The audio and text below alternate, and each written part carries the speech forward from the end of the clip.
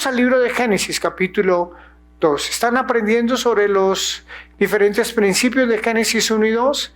Ok, algunos me dicen que vamos en 15, otros que en 20, yo no sé exactamente en cuántos vamos, pero espero que usted empiece a investigar con pastores y líderes cuántos llevamos, para que por favor no pierdan la secuencia de todo el estudio. Amén. Yo no sé, ¿quién dice más? ¿Quién tiene cuántos? ¿Quién tiene 15? ¿Quién tiene 20? ¿18? ¿Quién dijo más o menos? ¿18? ¿18? ¿Estamos ahí? ¿Quién dijo? ¿Alguien da más? ¿Tú cuántos tienes, Johnny? ¿15? Ok, faltan 3. ¿Quién tiene 20? ¿Máximo 18? Ok, hagan una carpeta. Yo veo que muchos en el celular manejan muy bien las carpetas y coloquen principios del libro de Génesis para que luego hagamos un gran compendio de todas las anotaciones que Dios nos da. Amén. Entonces vamos a ir a los últimos versículos, pero no es el último principio. De estos últimos versículos van a salir varios principios, pero yo quiero leer los últimos versículos del capítulo 2 de Génesis. Dice, y dijo, verso 18, por favor, en adelante, busque su Biblia para que usted tome nota. Y dijo Jehová Dios. ¿Qué fue lo que Jehová Dios dijo? Dígalo fuerte, sin susto. Entonces dígale a un amigo por ahí que esté solo. Dios le manda a decir que no es bueno que esté solo.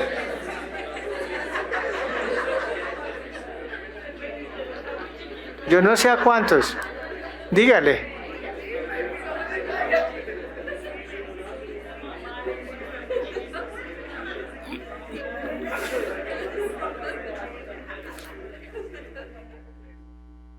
¿Sí le dijeron a alguien? No es bueno que ande solo por la vida. Fue de los primeros versículos que yo me aprendí en el libro de Eclesiastés. Dice, son dos mejor que uno. Y yo dije, yes.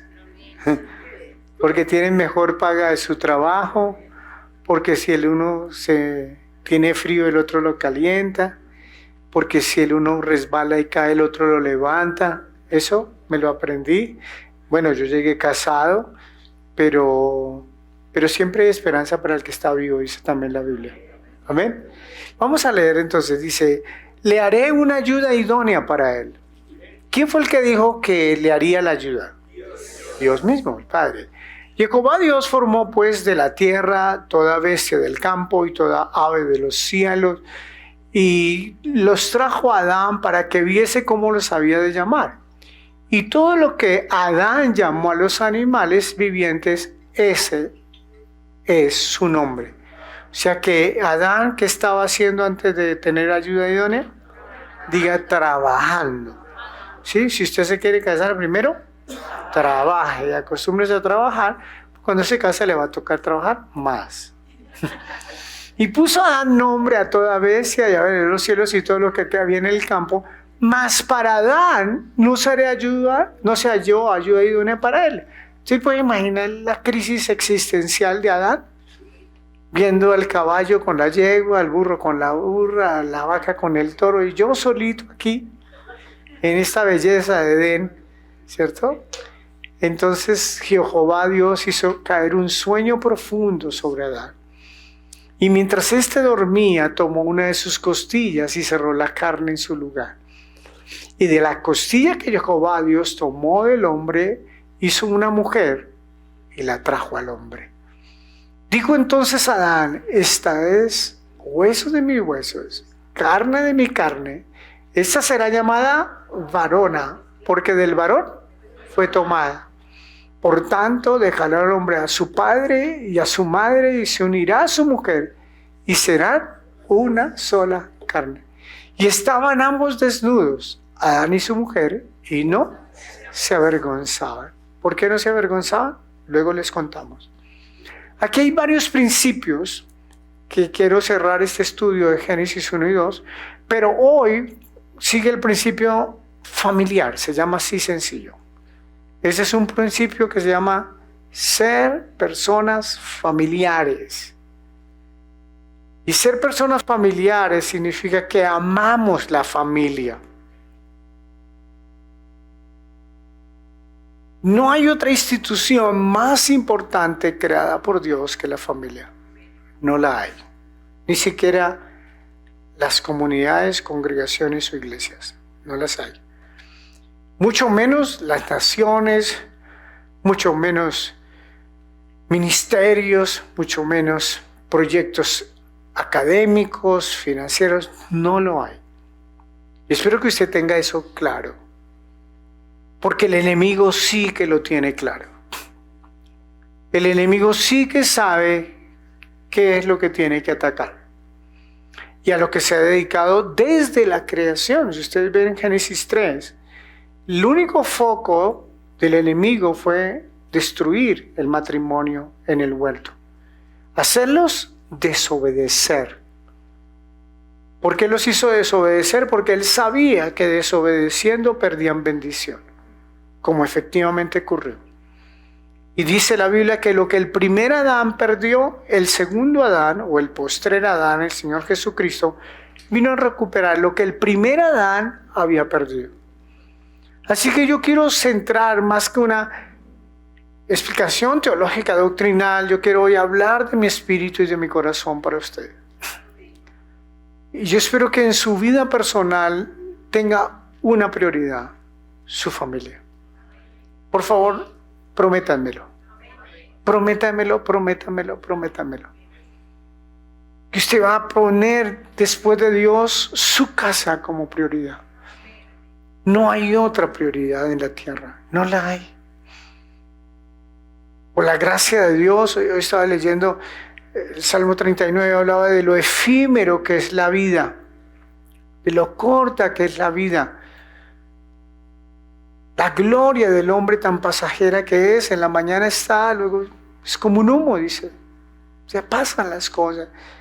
Pero realmente cuando uno pasa por crisis, por momentos difíciles, uno con quien cuenta es con su familia. Y a veces esas personas han quedado solas, descuidadas, abandonadas. Luche por ello. Propóngase edificar. Hace poco mi esposa y yo estábamos dándole una consejería a un matrimonio y les estábamos enseñando el principio de edificar. Un matrimonio se edifica.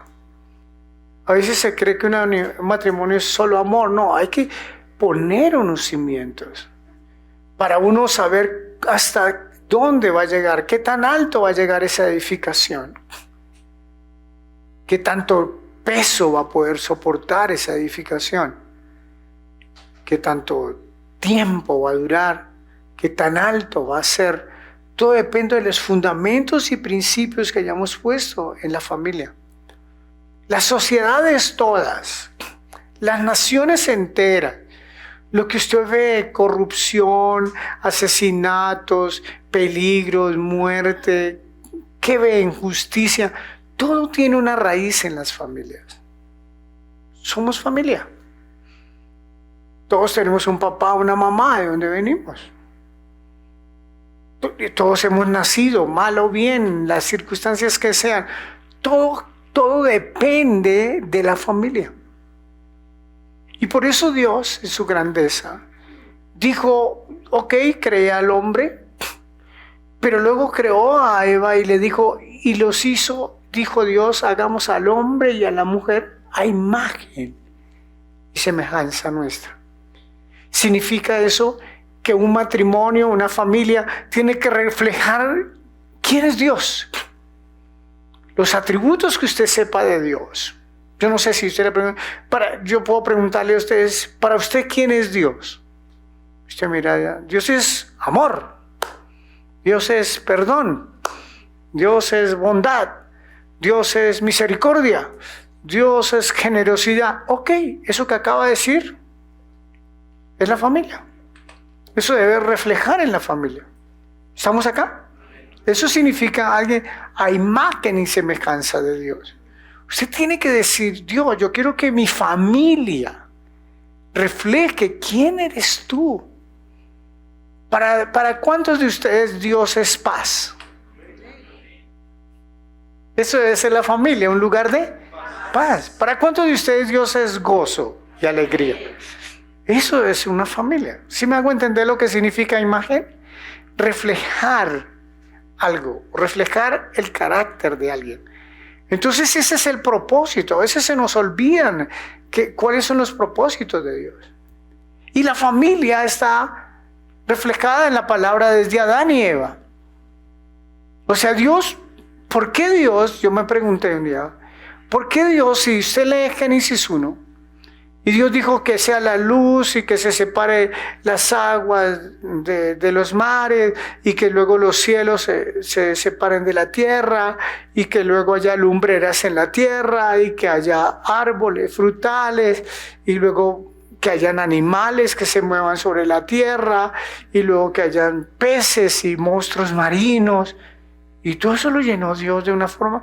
Dijo Dios y ¡fum! Se llenó de miles y miles. ¿Por qué Dios no dijo y que hayan hombres? Y se llenó la tierra. ¿O Dios no era capaz de hacer eso? Pregunte, ¿por qué no?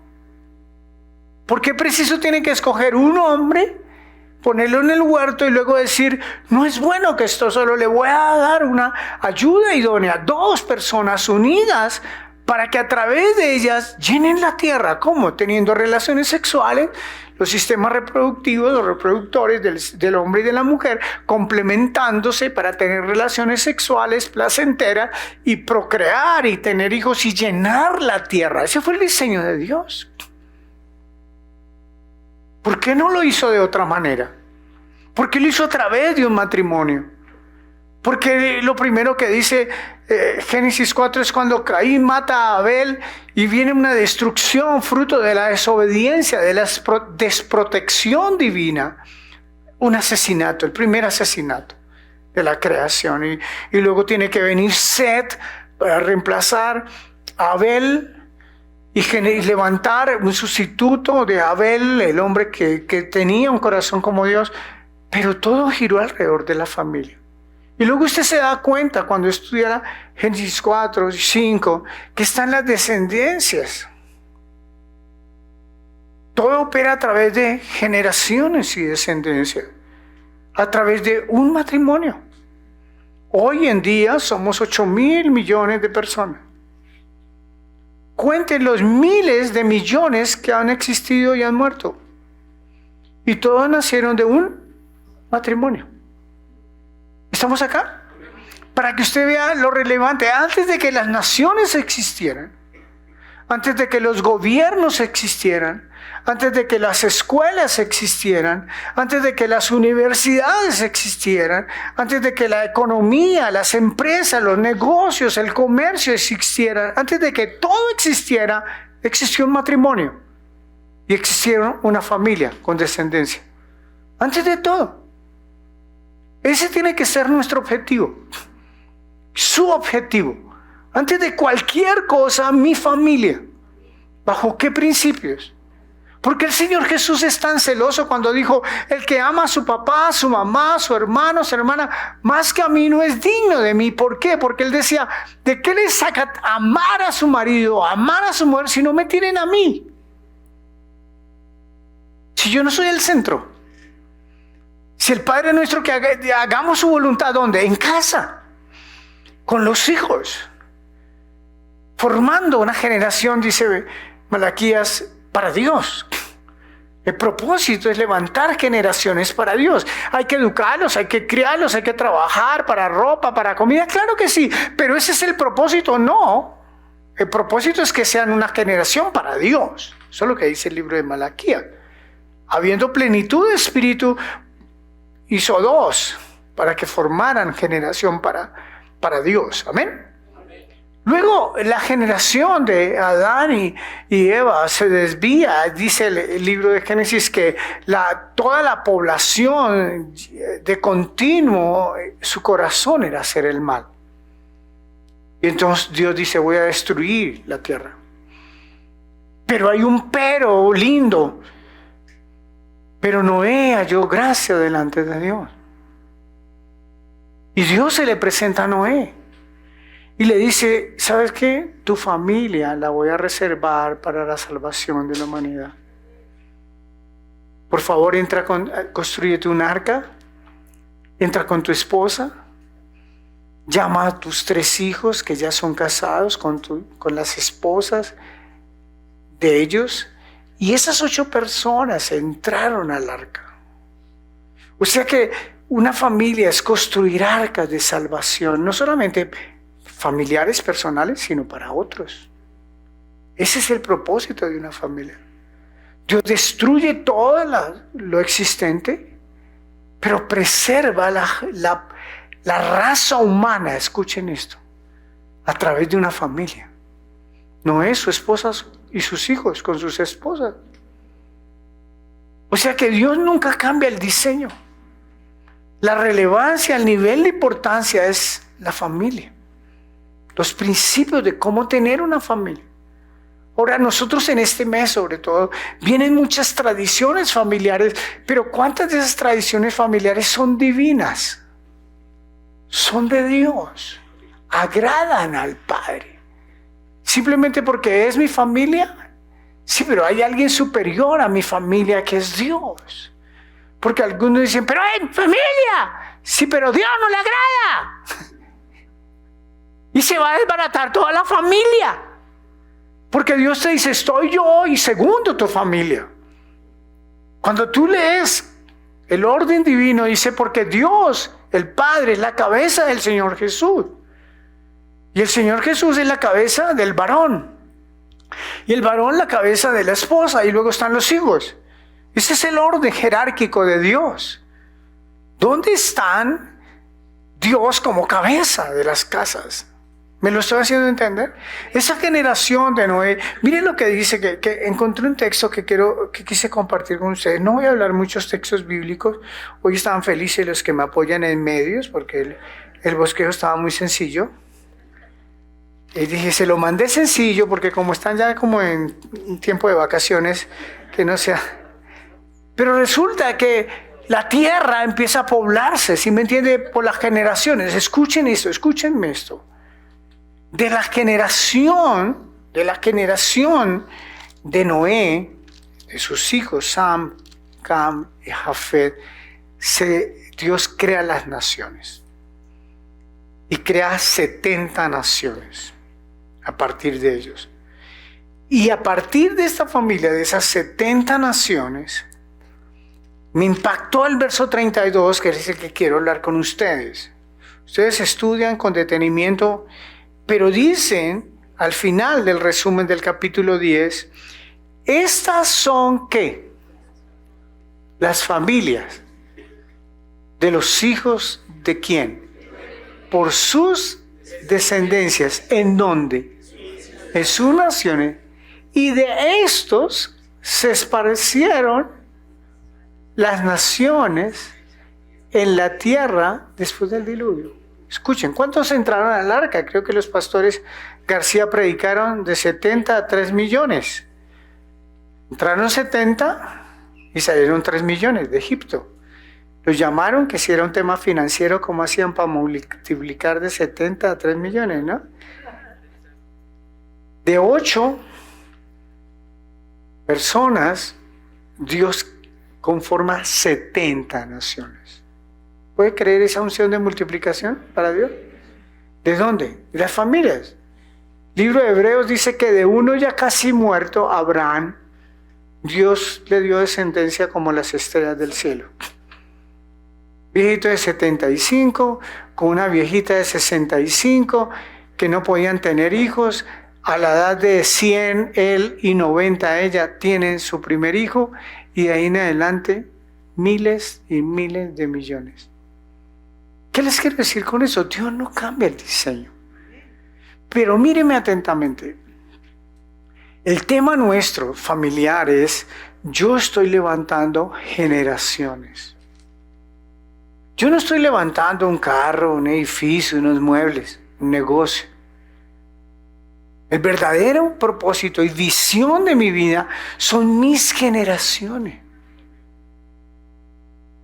Por eso cuando empieza Dios a hablar de la idolatría en Éxodo 20, antes de los 10 mandamientos, cuando habla de la idolatría dice, y habrá maldición hasta por 3 y 4 generaciones, mas habrá bendición hasta 1000 generaciones. ¿Pueden creer eso? O sea, tu visión de vida son mis generaciones. ¿Cómo son mis generaciones? De pronto usted está soltero, soltera, viudo, abandonada, felizmente abandonada. Y estará pensando, pastor, ¿y cómo le hago? Bueno, Dios siempre pondrá generaciones para que usted eduque, para que usted forme sobrinos. Si usted se quedó con hijos, ¿cómo son estas generaciones? Hay historias miles de hombres solos y mujeres solas que se aferraron a Dios y dijeron, pero estos hijos que tú me diste serán para ti, Dios. Y ellos llevarán nietos y bisnietos para ti, mi Dios. No hay otro, no hay otro. Amén por las cosas materiales, pero esas un día están y luego no están. Si tú tienes una familia firme, el mayor día de mayor crisis en mi vida, yo me senté con mi esposa y con mis 2 hijos años atrás y le dije, todo se acabó, pero si los tengo a ustedes 3, es más que suficiente.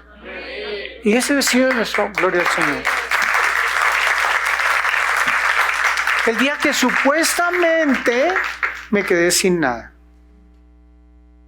El día que supuestamente ya no había multitudes, no había millones de salario, no había honra, no habían viajes, no había ministerio, pero había una esposa y 2 hijos. Ahí vamos. Con un solo objetivo. Tienen que levantar de generaciones para Dios. Nada, por favor, sáquelos de ahí. ¿Cómo los levanto? ¿Cómo los enderezco? ¿Cómo hago para que se vuelvan a ti? Lea la Biblia. Porque la Biblia dice que la oración del justo lo puede todo. Y usted puede corregir y puede procrear y puede hacer lo que sea si usted le cree a Dios. Nada es imposible para Dios. Usted me dice, pastor, están mundaneados. Ore y verá que Dios se los va a traer. Y ellos llegarán al reino de los cielos y se consagrarán para Dios. Porque Dios es lo único que quiere que usted y yo creamos. Levantemos generaciones para Dios. El tercer ejemplo, Abraham y Sara, de quien ya les hablé. En Abraham y Sara, Génesis 12, usted lo empieza a leer. Yo no puse los textos bíblicos porque usted ya se los sabe de memoria. Dios buscó a Abraham y le dice, sal de tu casa, sal de tu tierra, sal de tu parentela, a una tierra que te mostraré. Sal con tu mujer, Sara.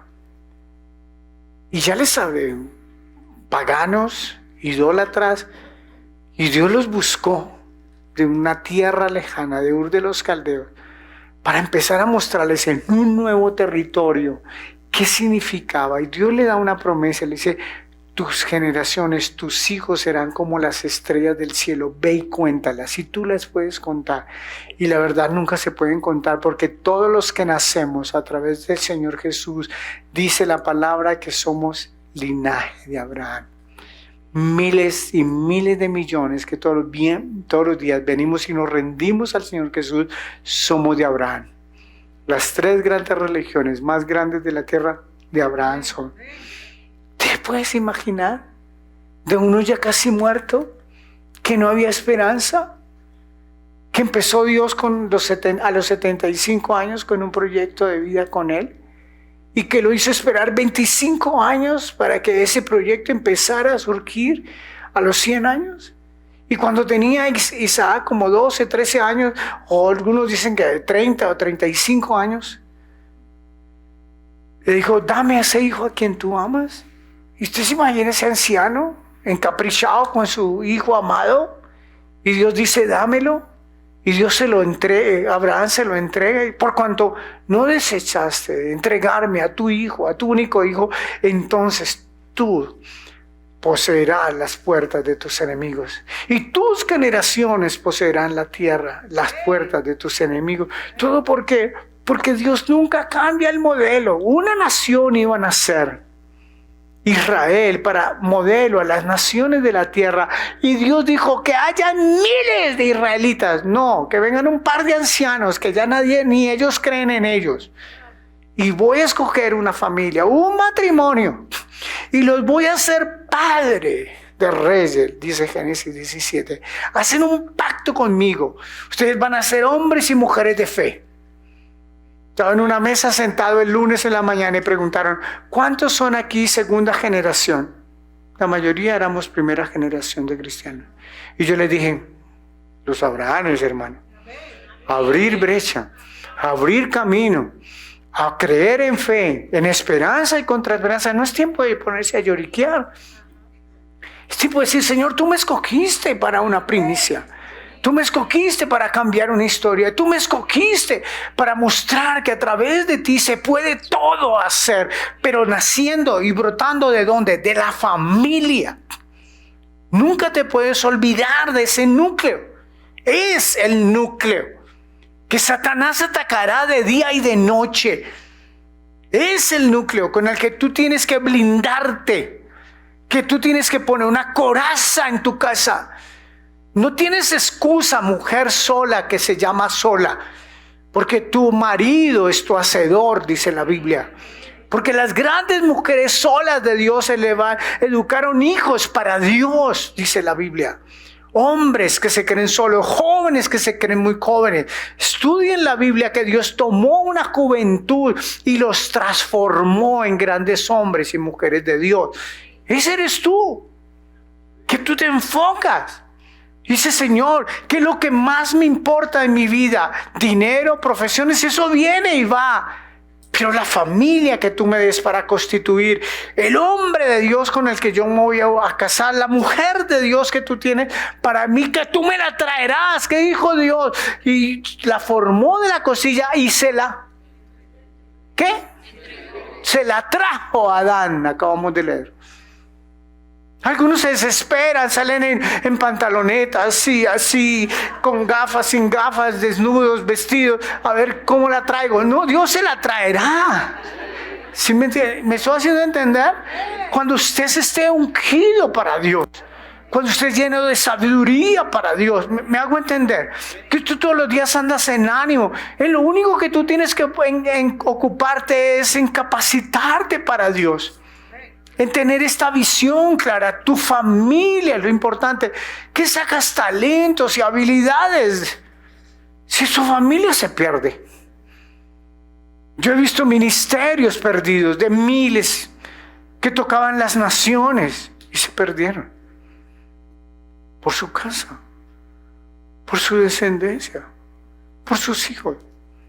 He conocido personas que llenaban habitaciones a esta altura de millones de dólares con dinero de narcotráfico, que arruinaron sus hijos y sus familias.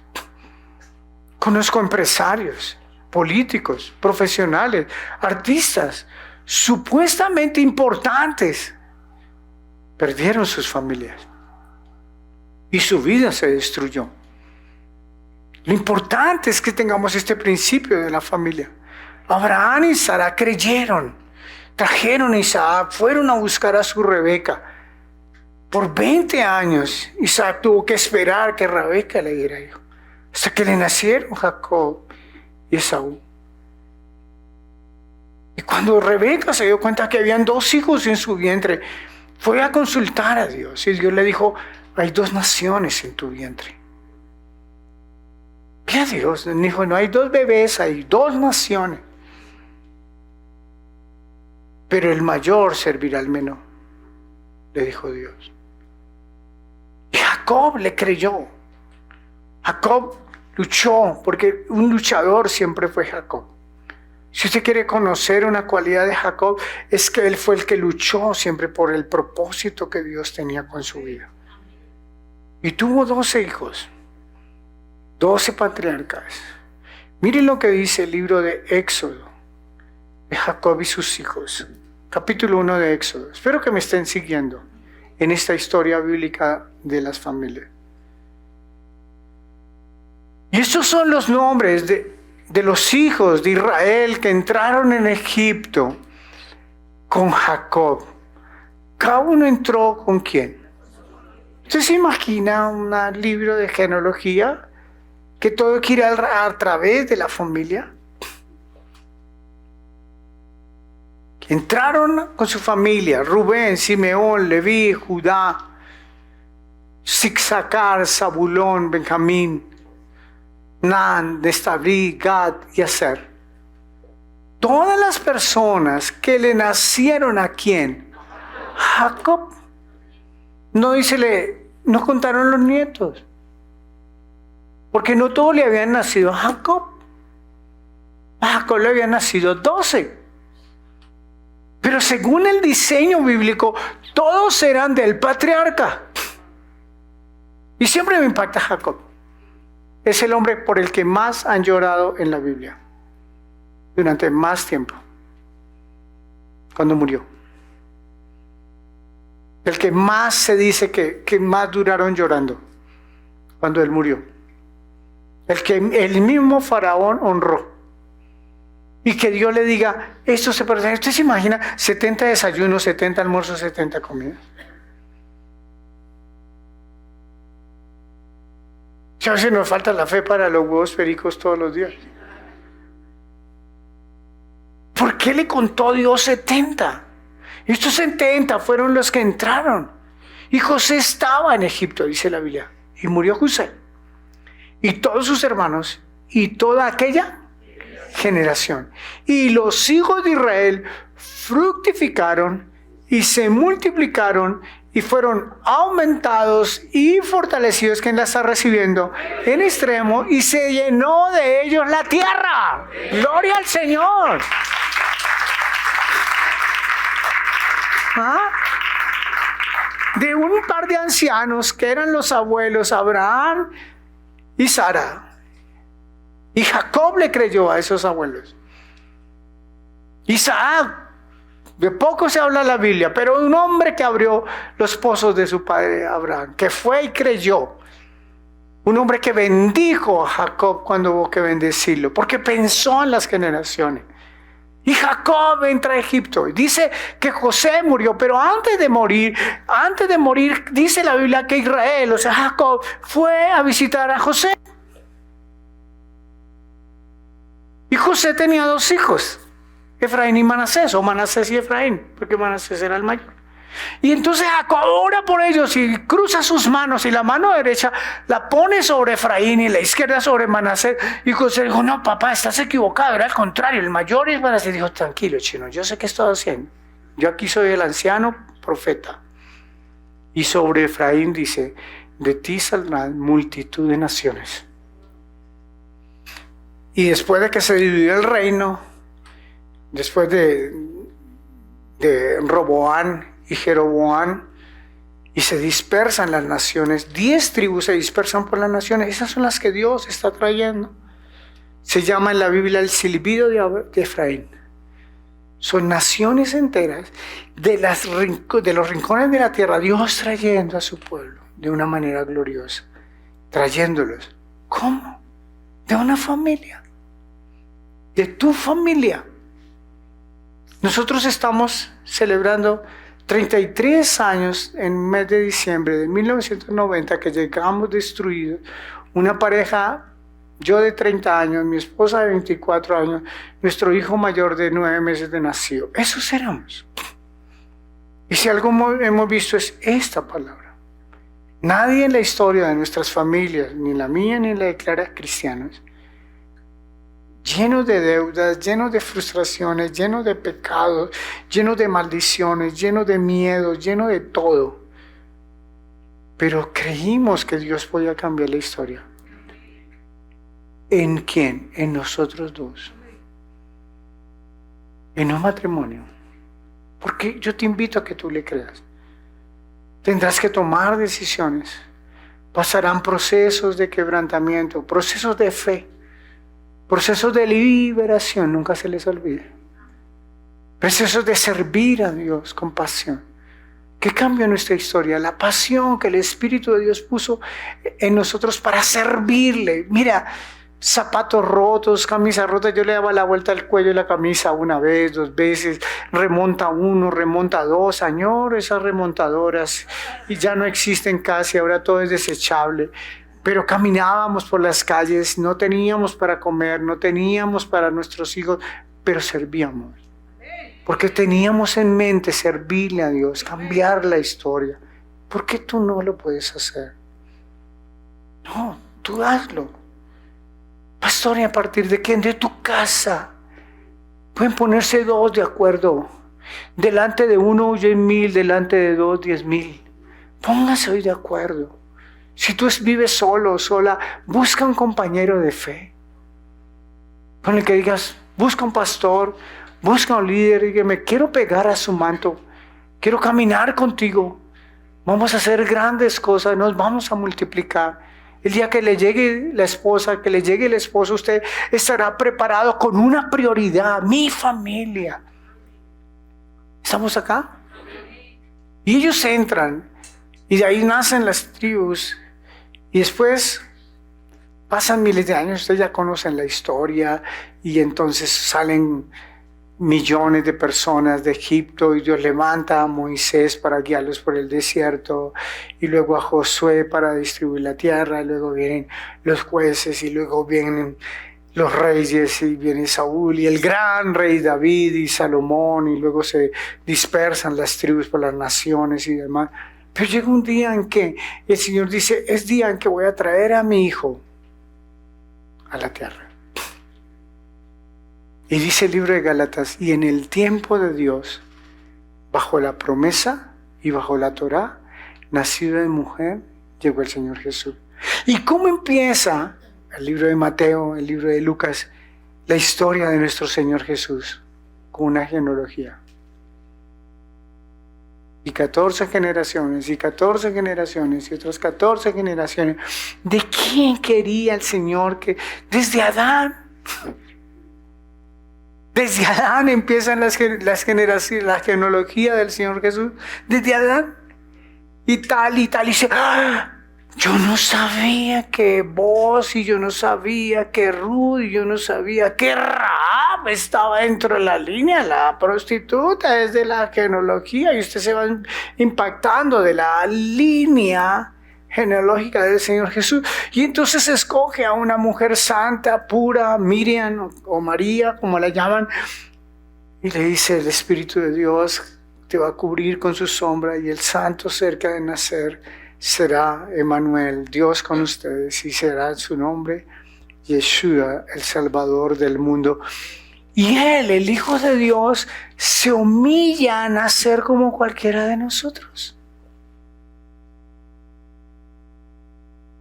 Y tú dices, ¿sí? ¿Por qué?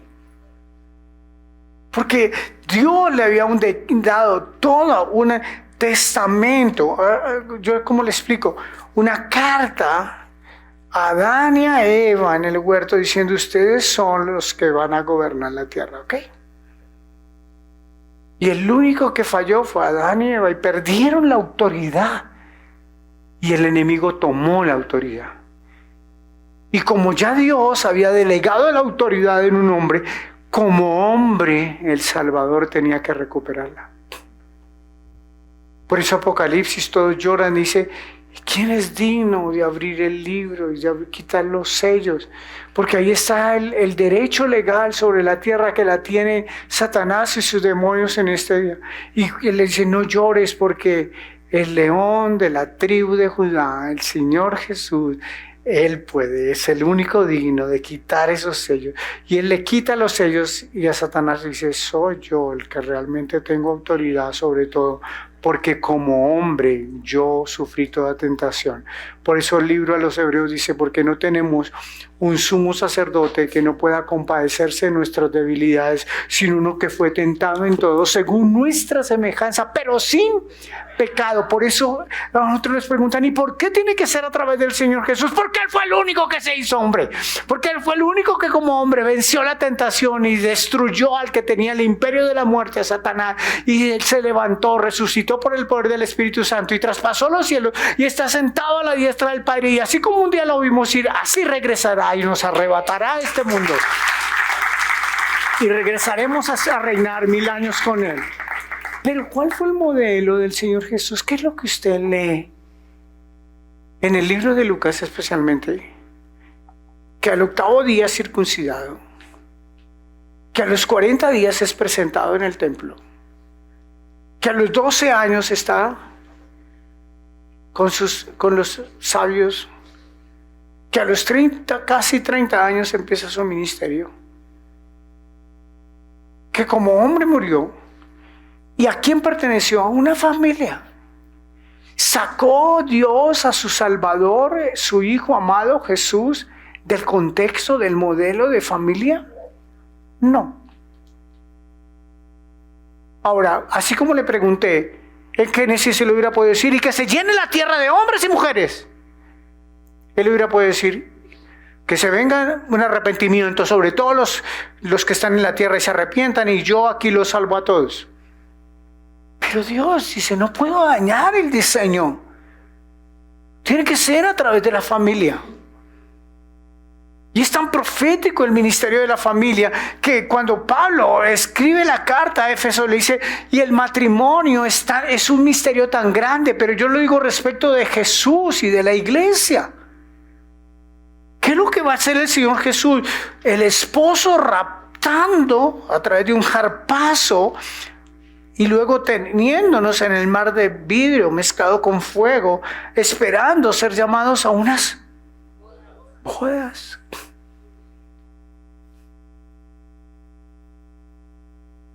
¿Qué se imagina? El Señor Jesús es el esposo santo que está apartando una esposa santa, que dice, sin mancha y sin arruga, para que un día celebremos unas bodas y termina la historia de la humanidad en un matrimonio.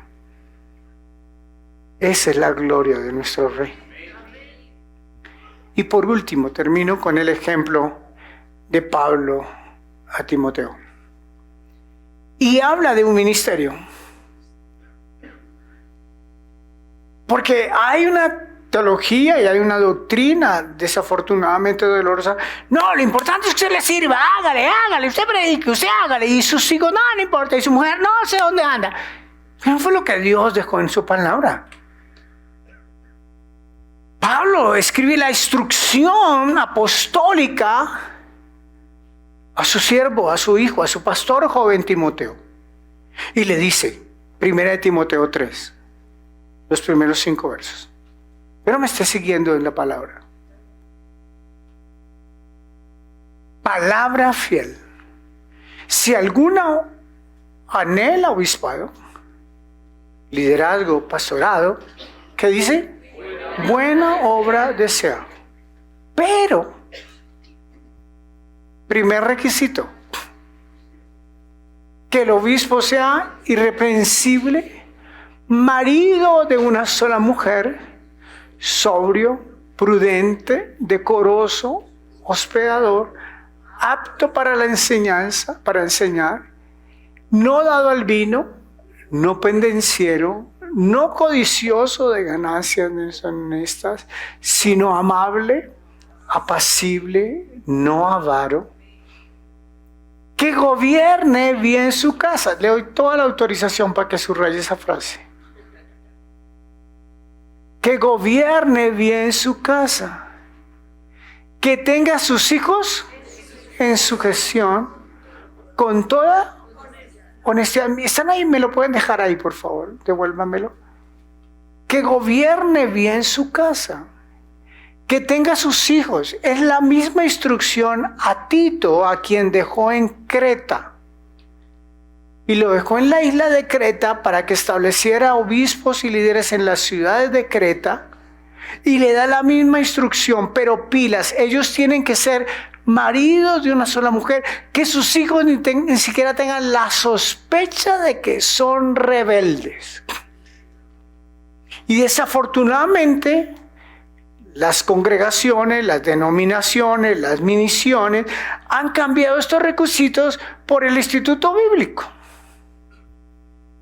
Y como Dios siempre nos enseña con la práctica, cuando estábamos iniciando Global Family, llegó un matrimonio a nuestra congregación él nos dijo, mire, pastores, yo ya vengo estudiando para pastor en un instituto muy conocido en Colombia. Yo pido la autorización de que me permitan terminar en ese instituto bíblico, pero ya casi termino. Efectivamente, como al año terminó el instituto bíblico. Y la semana anterior a que él recibiera su graduación de pastor en el instituto bíblico, su esposa pidió una consejería con la pastora. Y el propósito de la consejería era: pastora, yo quiero contarle quién es realmente mi marido. Estudia en el instituto, se va a graduar de pastor, pero es un abusador en mi casa. Es un violentador. Hasta golpes físicos daba. Y nosotros, ¡wow! Entonces viene Dios y nos dice, ¿cuál es el requisito? ¿Que termine unas materias? O lo que yo le dije a Pablo a Timoteo. ¿Estamos acá? ¿Qué fue lo primero que advertimos cuando empezamos con la Universidad Giglio? Y los estatutos y el reglamento de Giglio dice que usted termine unas materias después de 4 años como doctor en teología, no significa que inmediatamente usted es graduado pastor o pastora. Se necesitan procesos, se necesitan testimonios, se necesita formación. ¿Me estoy haciendo entender? Y entonces ahí sí la razón por la que se pone esa condición de que gobiernes bien su casa, que sus hijos estén en su gestión con toda honestidad, pues, aquí está la explicación, me la pueden colocar. Pues el que no gobierna o que no sabe gobernar su propia casa, ¿cómo cuidará de la iglesia de Dios? Ese es sentido común. Si tú tienes una familia, una esposa, unos hijos, 2, 3, 5, 7, no sé cuántos hijos, y no tienes la capacidad de gobernar esa casa, ¿cómo vas a gobernar una congregación donde hay 10 familias, 30 familias, 50 familias, 100 o 1000 o 5000 familias? ¿Por qué? Porque Dios nunca se olvida del diseño de la prioridad, la familia. ¿Por qué los gobernantes prometen cambiar ciudades y cambiar naciones y nunca pueden? Por este principio. No pueden tener ni siquiera un matrimonio.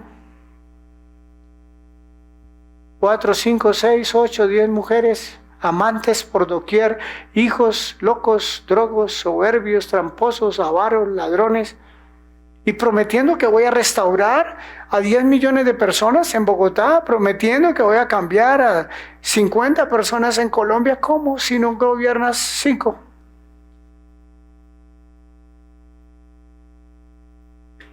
Termino diciéndoles, nunca olvidemos la honra, la prioridad de la familia. Cuidado, concentrarse solamente en los dones que usted tiene. Porque ya la pastora nos dio una predicación sobre los dones. Para presidir, para administrar, don de hablar en lengua, de sanidad, de enseñanza. Bueno, ya los escuchamos todos. Y las personas cogen el don y con el don juegan y con el don y se les olvida la doña.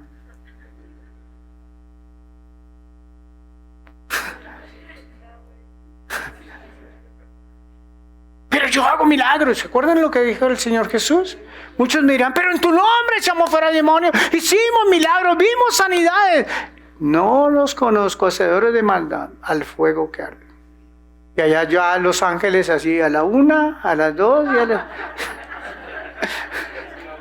El ángel diciéndoles, aquí lo estoy meciendo. Pero en tu nombre echamos fuera demonios. A las 3, pero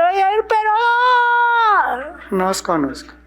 Porque olvidaron lo que Dios dejó de Génesis a Apocalipsis. La familia. Padre, te adoramos y te bendecimos en esta hora.